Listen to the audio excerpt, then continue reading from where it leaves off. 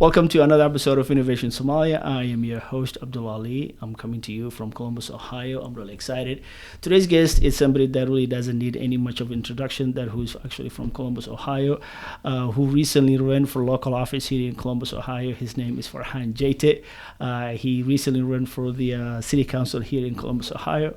So we're going to talk to him about, some of the things that he learned, the process, what inspired him, and all that stuff. So thank you so much for taking the time. Abdul, I'm honored to be here. Thank you for inviting me. So you recently ran for city council here in Columbus, Ohio. Right. What got you into it? Many things. Okay. And I think I lived this city for quite some time, and I think that was early settlers, if you want to sort of phrase it that way. Right. In mid-90s, September 96 is when we moved in to Columbus from Virginia. Oh, okay. So Columbus has been home, and Columbus has been at a place where I would say we have the most Somalis. I know there's a claim out there.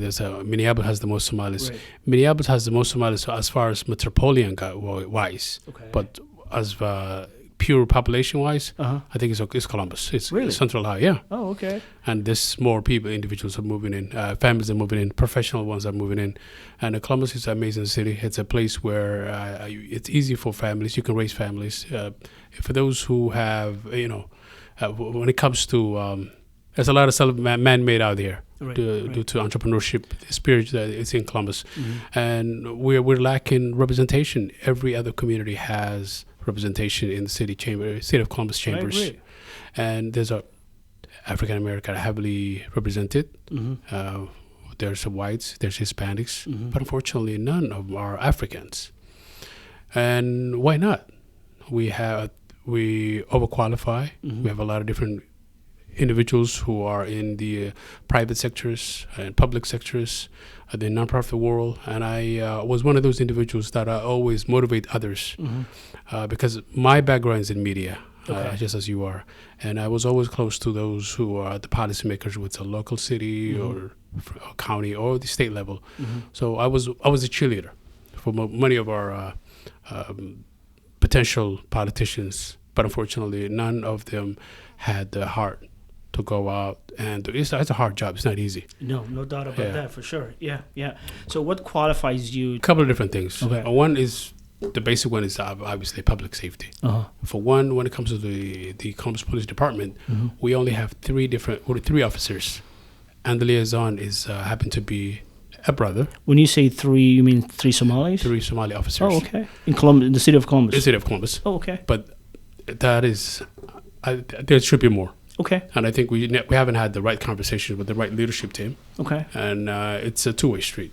One, as a community, I think we need to request or demand, because we have the population and we have a strength in this city that not a lot of people recognize. But we are a very powerful community in Central Ohio. And we just need to be more organized, more strategic, more effective. So public safety is one, and to be part of the structure of the department. Second, brother, is that I grew up in Linden area. Linden area, it's a place that made me the man I am today. There was tough lessons in life that I learned. I graduated in Linden McKinley. I think I was the first Somali who graduated in Linden McKinley back in early 90s, late 90s. So when it comes to the issues that face those communities and our communities within the Somalis, it's the same. It's exactly the same issues. There's no specifics. We're not a special community. We just have struggles of any other just community. like anybody else, yeah. Exactly. Yeah. So some of the things that I noticed within that area is that food deserts. What I mean by that is, if you live in 17th and Cleveland Avenue and you are a senior citizen, the closest grocery shopping is either the Kroger on Carl, on Morris, or East End Walmart, or High Street. Okay. So there used to be a Kroger on Northern Lights. And some of these individuals live alone, just like all the elder Somalis who live alone, unfortunately. Yeah. And that's one. And second is to establish entrepreneurship spirit within those distressed neighborhoods. And fortunately, most of Somalis happen to be naturally entrepreneurs. Oh, yeah. So we just want to present an idea where we can elevate the community in different ways, in different capacities. I want to go back to quickly on the city police that are only having 3 people. Is it more of like the qualification that we're lacking in the sense of like to go through the academy of the police, or is it more so not too many people are interested in going through? I guess what is preventing us not to have any more than 3 in terms of police? Because certainly we are one of the largest population here in Columbus in terms of immigrants, right? But what's preventing us not to have more than 3? It's the leadership. On that for a little bit. It's the leadership, and also we as a community we also play a part too. Okay. When you say the leadership, you mean the leadership from the police department, or you mean like in terms of like within our community? Within the city, specifically the recruitment process. Okay. They don't come out and reach and present those opportunities. Gotcha. And we're not alone in that department, unfortunately. So all the Africans are experiencing a similar situation. Right. And I think I've just seen one Eritrean brother in the department. So as a total of African, if I'm not mistaken, maybe it's about 6, 7, mostly. Okay. And what I mean by the leadership, brother, is that we are a very powerful block portion of the city. And unfortunately, the leadership took us granted. Now, some of it's a two-way street. We also have to take a part of that blame. Absolutely. Yeah. So absolutely. We just can't put it all on them. Yeah. So I think we also have, and we, when it comes to the leadership or political, I think the Somalis get involved for the last 6, 7 years. We started off by Mahmoud Jama back in the day. Ismail first try. So we're still newcomers in that arena. But I think we're Somalis. If you have one shop, I'll have another shop. 3 other of us will have the same shop. So I think within 5 to 10 years from now, I think we'll be heavily... we'll duplicate easily. Specialized. You said you grew up part of the Linden area, and there was some tough love and stuff like that, and certainly you have seen some experience. So share with us some of the growing up toughness part that you have experienced in that area, and if you were to get into office, or should I say, when you get into the office, what would you do differently? What would you do in terms of like to kind of make it better lives for the youngsters that are there right now? To be more proactive. Okay. Unfortunately, most of the politicians or who are with it's a city council or county level, they talk a good game. They always sort of run numbers out. They come only specific gatherings. But I think some of the things that I would have changed was to be more hands-on. This is the streets that I grew up into. Okay. I do not need a social service individual who run a specific nonprofit to be the lead for me. If this is my constituencies, so I more hands-on, more proactive, more city town hall meetings, open line communications directly, and I think we can heal a lot of the issues, a lot of the wounds that we have as a community. And I'm not, obviously I'm representing all the communities that live in that specific district, right? And because this is our home. We're not going back anytime. We're not going back, period. Yeah. So the priority is to obviously be more proactive, be part of the solution of some of the issues that we have as a community. And I think that's some of the things that we would definitely want to make a difference. And I still feel like that I have that responsibility to make those changes because I still live in the city.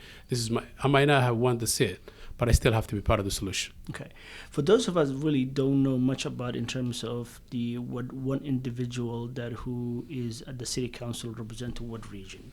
So, for example, if you were to get in office now, like where would you be? Is there, for example, like for example, Munir is District 9. Right. Is that how it works in a sense of the city council? What area would you be representing? It would have been District 5. With a portion of it would be close to New Albany, a little bit of Westerville. Okay.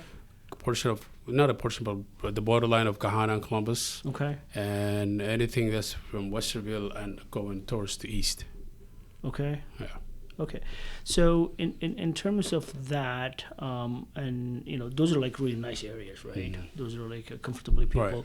Right. But if you come down on the 17th Avenue, right, somewhere in the Cleveland area, it's a little bit of a different. You can't compare the two. It's a day and night. And would that be an area you'll be representing as well? I would represent all the whole city. Okay. Because the vote would have came from throughout the city. It's a citywide vote.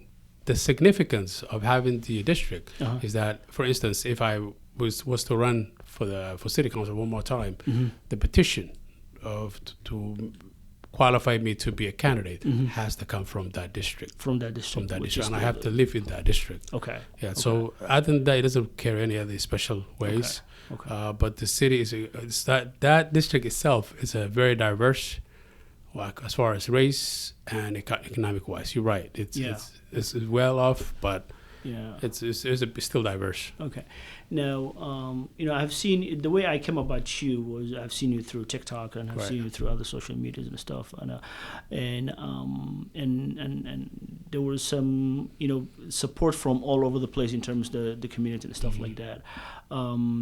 So when we let's unpack a little bit. So if we take the Somali community outside of it, do you feel like you get enough support from outside of Somali community? Yeah. Okay. I think that most of our votes came from outside of Somalis. Oh, really? Yeah. Oh, okay. Yeah. Okay.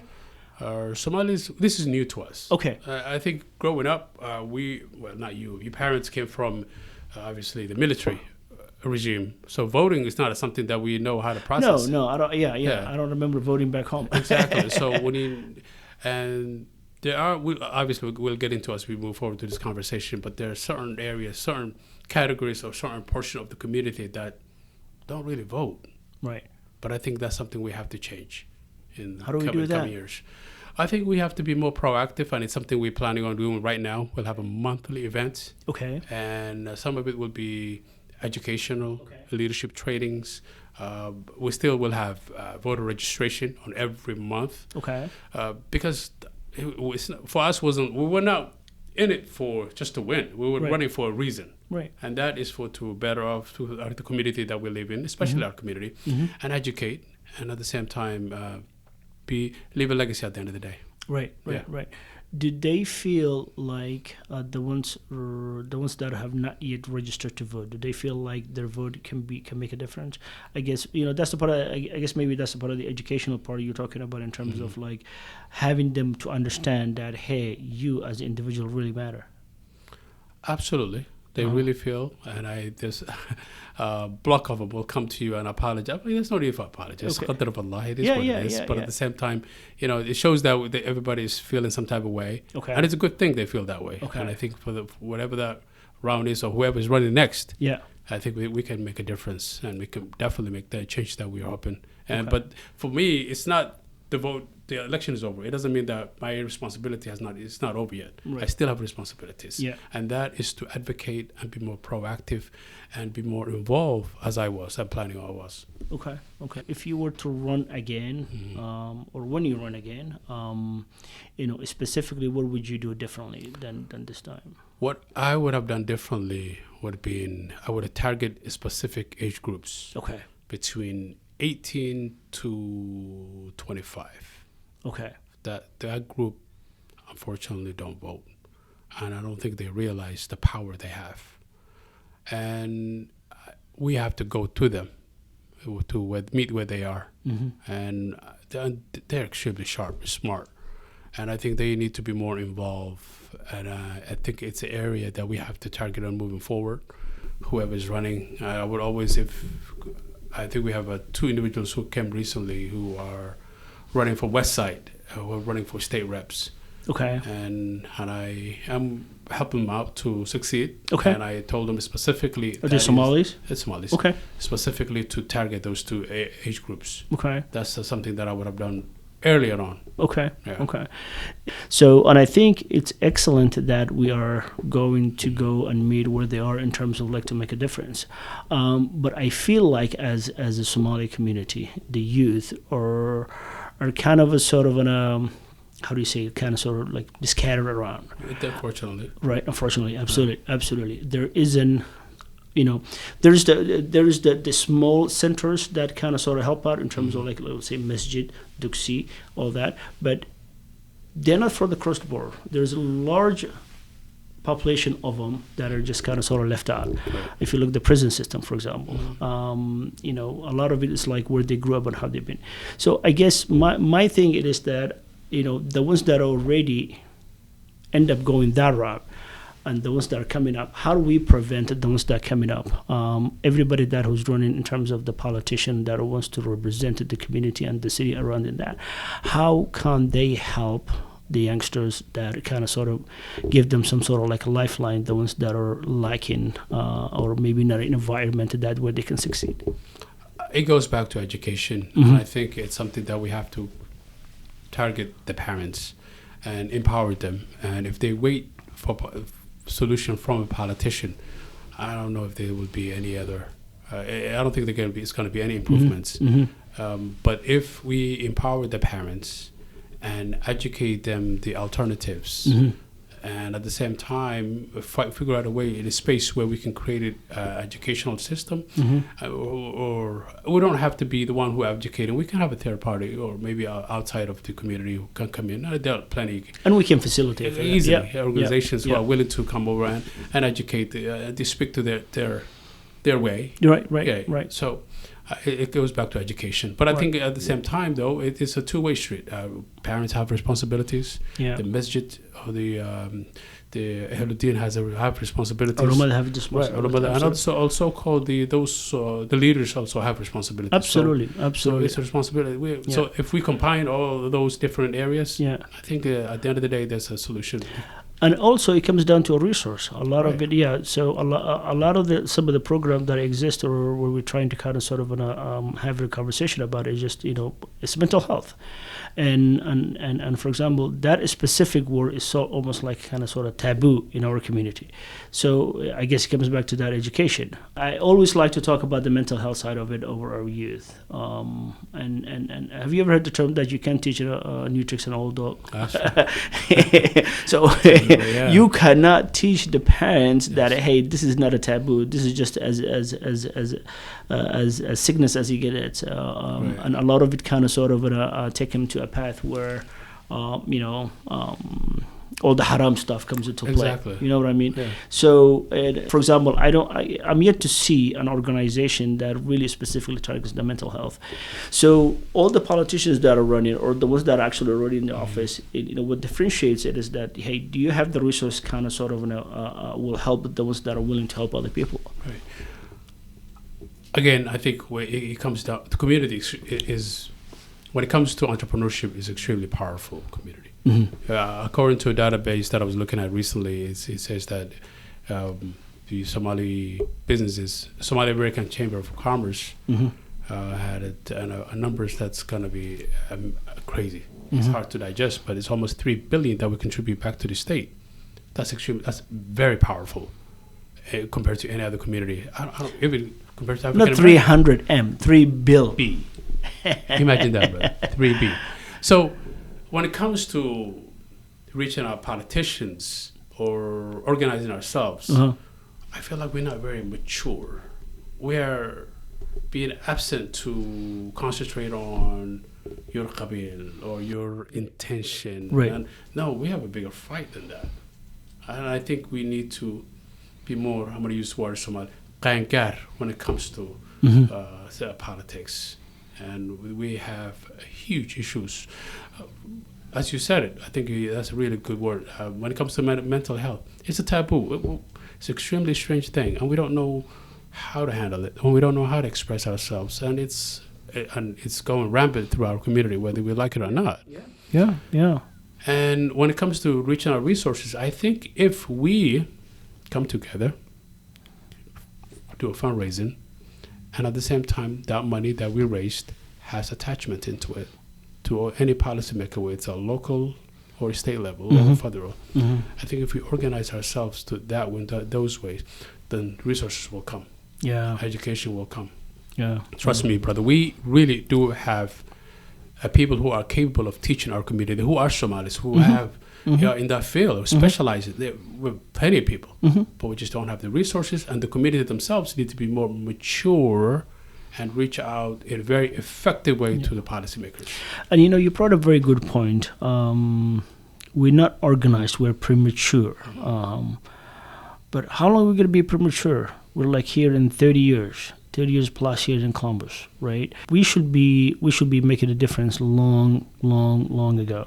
And that kind of sort of touches on the leadership that are already in place, and I hope that gets to change, and hopefully. So you're right. That's a very good point that you have just raised, and I think when it comes to the education, it doesn't have to come within. Right. Fortunately, we can always have outside resources, and some of the things that right now we are implementing is to have leadership trainings for our youth, and these leadership groups are coming. It's not specifically Somalis.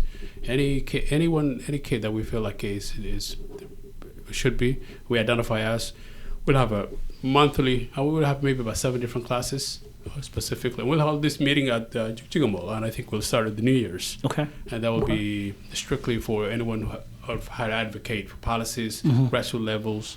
And I think it's going to change a lot of youth, have the perspective they have about politicians, because we don't know what politics is like. It's not like what you see in the movies, but politicians have a lot to process themselves. And I think if you don't go out and educate themselves and let them know who you are, what you are, they will always have assumption. And unfortunately, we do have those who are from the community that has been around in those circles for quite some time, and it just became a job for them. Okay. And they just collect the paychecks.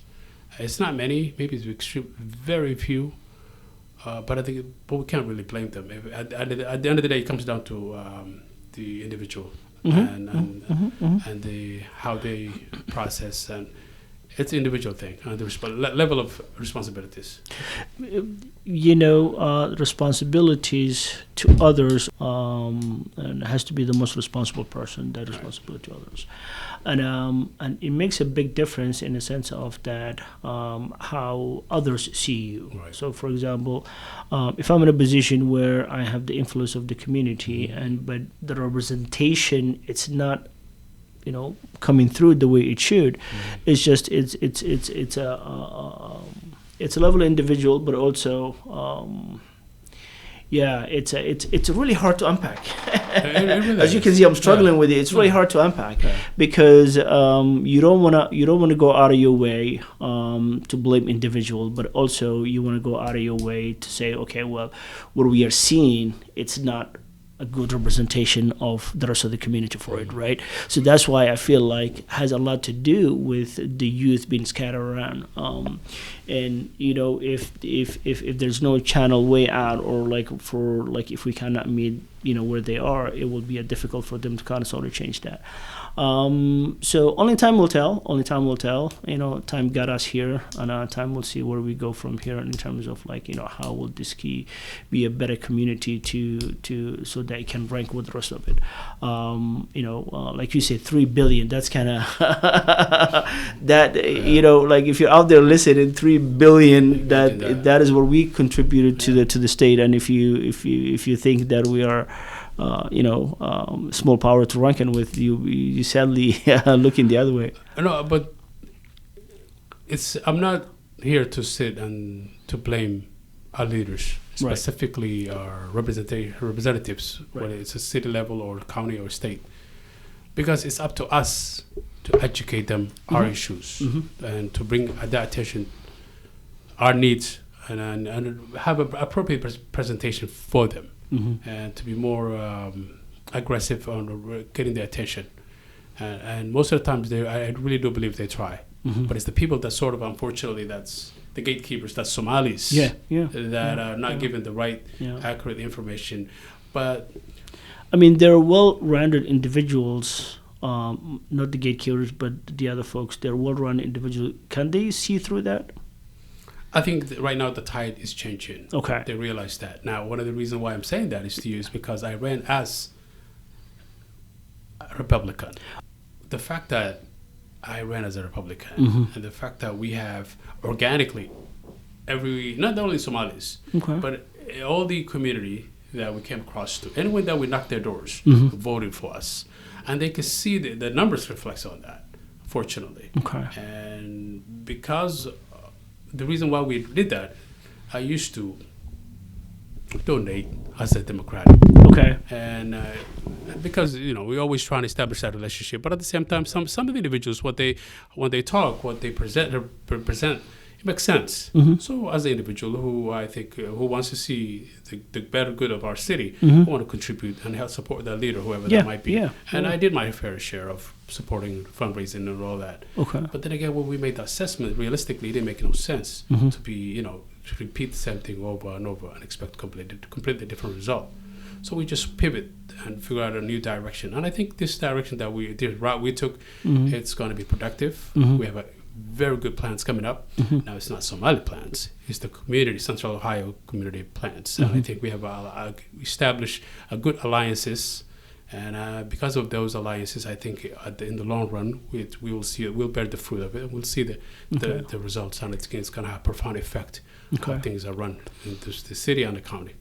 Can you talk a little bit about the partnership or the ones that you just mentioned that we?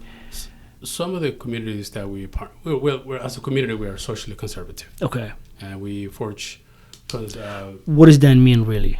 Values. As an individual who believes in God and who believes in family values, which I think is the priority for all of us. Unfortunately, there's a lot of different social issues that's out there. Specifically, the sexualization of our educational system. The individuals or the groups who are behind all this thing are extremely aggressive. And again, this is America. We respect everyone's view. As we should. And how they live their lives. Vice versa. Don't shove it. Your agenda on my throat.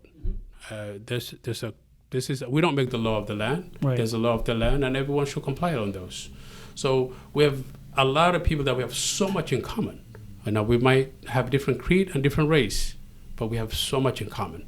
And fortunately, because of that commonality, that bridge was extremely easy to establish. Now, we got support from the predominantly African American community in Columbus. The traditional Republican, which happen to be white, and all Africans, and Nepalese, and Hispanics. So it was really a beautiful thing to see. We may have not won the seat, but we really won in different ways for us to establish those bridges.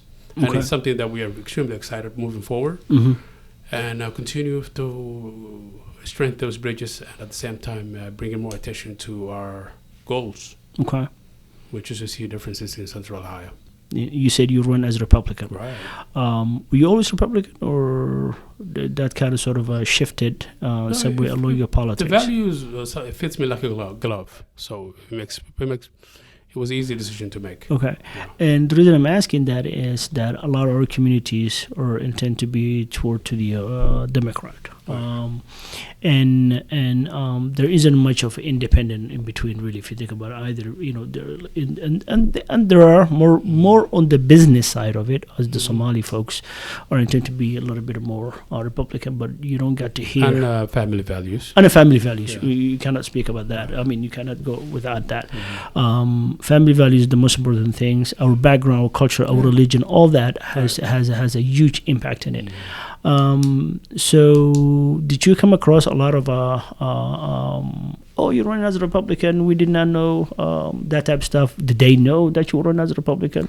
Some of the things that we have experienced is that when we were trying to get some of the petitions earlier on, some of them, when we go to people's houses and we knock some of the neighborhoods, first question they would ask is, please, if you are Democratic, don't waste your time. We're not gonna give you any signatures.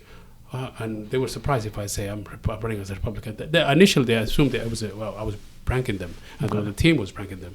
Gotcha. But when they realize, and we say, obviously when we pass that bridge and we say, seriously, we are running as a Republican. And most of the people are sick and tired of the fact that we have a lot of the gender issues in the educational system, especially the kids. And this transformation from a boy to a girl to a boy. And that's extremely fearful situation. And I think Democratic have lost a lot of votes because of that. The data is there. It's not something that we just say here and disputing, but facts are facts. But then again, our goal was even though we lost to Democratic, we will absolutely support for those who are in leadership because we need to improve our community. So it's not about party issues; it's more of the concerns that we have for our city and for our streets and for our youth. Okay. And specifically that position, who were you running against? At the time, I was running against actually the current. It was incumbent. A young man by the name of Nick Bankston. Okay. Yeah. And so was his second term. That was his second time. Okay. So now this will be his second time.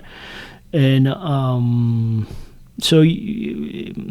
The area in which you were knocking doors, but they were all Republicans. Like that was an area that was no Republicans. Like, have you gone to like an area that's Democrat and you knock the doors? And brother, we went to the hood. Yeah, it wasn't out the Albany. It wasn't the Albany in Westerville. You went to the hood. We went to the hood. Project where we grew up. Gotcha. So people were receptive to that. Okay. So they opened us a welcome, open arms. It was a beautiful thing to see. Absolutely. And it's a one-on-one conversation at the end of the day, and it's all everybody wants to see the safety and the clean streets, and that's really the everybody wants that kind of comfortable life. Do you document that? We actually did, yeah. Yeah, like really videos and all that. Okay, excellent.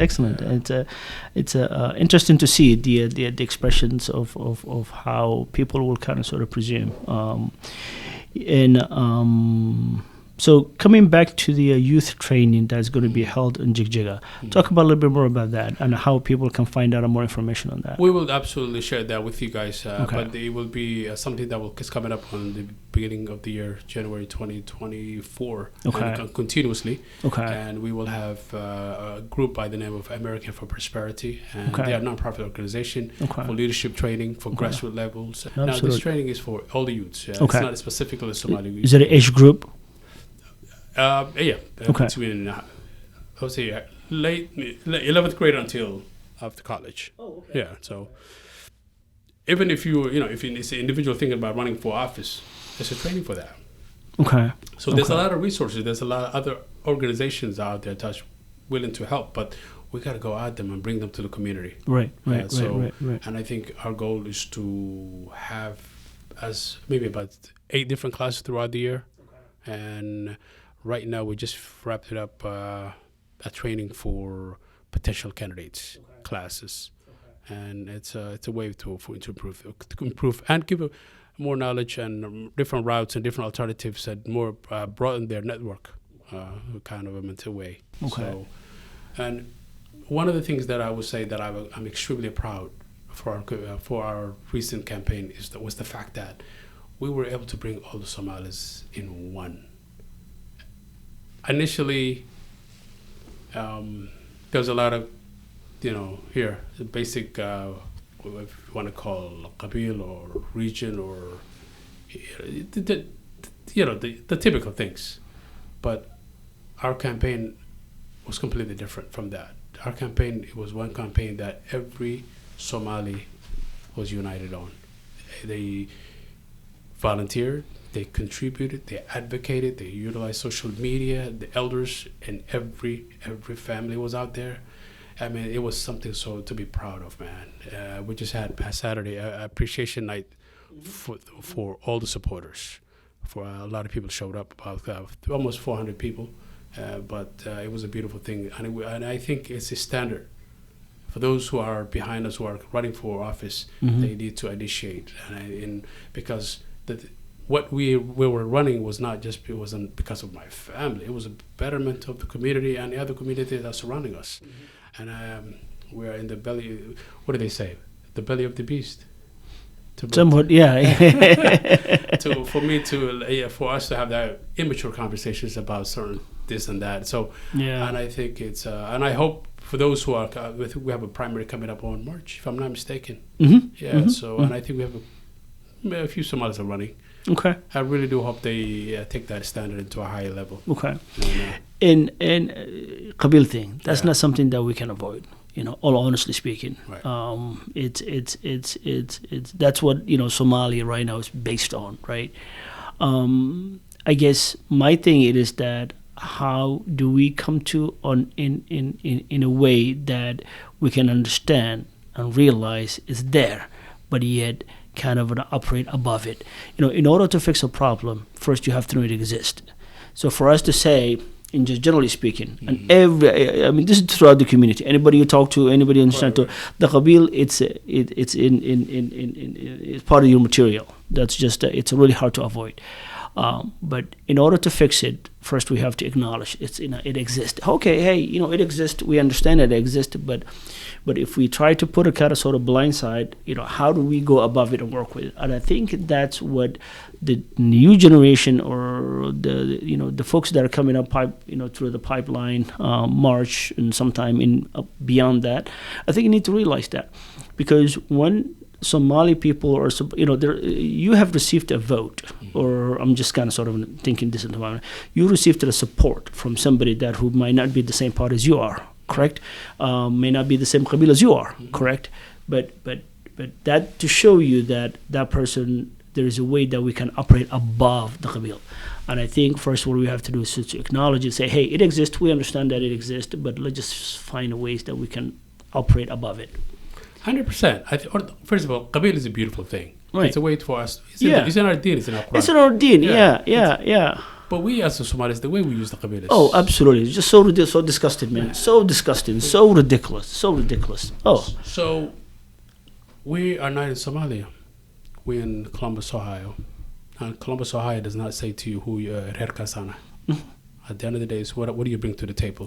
What issues? Why are you different than any other politician? What do you bring to the table? What is it that you're going to contribute positively to the community? And I think that should be the standard. We, as when we assessing the individual. I agree. I agree 100 times. But it's just the fact that it's so part of the material that it's don't to committee. So it's really hard to avoid it. But I think the awareness and the education. I talk to a lot of people that are outside our community. But when we're having a conversation, one of the things I'm like, oh, your community is so excellent, man. I wish my community could be part of your community. And I think we're displaying that image. But internally, I think, a lot to do. I think we have easy work to do. It's not much. I think our community, our people are beautiful, supportive, amazing people. I'll be honest with you. Absolutely, man. But I think we have very few minorities who are extremely loud. The only way for them to stay relevant, they have to utilize this little thing. I'll be honest with you. That is true. That is true. I think the good are always the bad ones. But alhamdulillah, there are a lot of youth. They know Qabil. We need to for them to know the Qabil, because in order for me to give a kid to my daughter, you have to know where you came from. Is what? Who's the eldest? Where you came from. Exactly. So, but I think at the end of the day, it's a process. It's a wound that needs to be healed. And it's a process too. But in order for us to move forward as a community, alhamdulillah, we have alternatives to vote or different candidates of Somalis. As long as we have that option, I think we're in a good place. If you were in office, that you actually get in office, what advice would you have for the rest of the folks that are on the pipeline? Educate yourself. Stay consistent.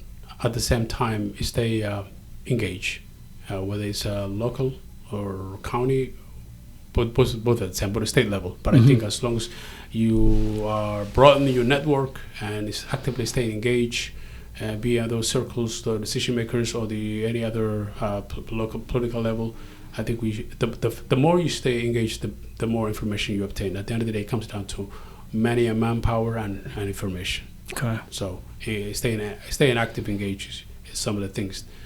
Some of the last words, things that I will conclude. Okay. Well, thank you so much. I appreciate your time. We'll leave it at that. I'm honored to be here. This has been an excellent, amazing experience. Thank you for the conversation. I appreciate it. Absolutely. Thank you. Thank you.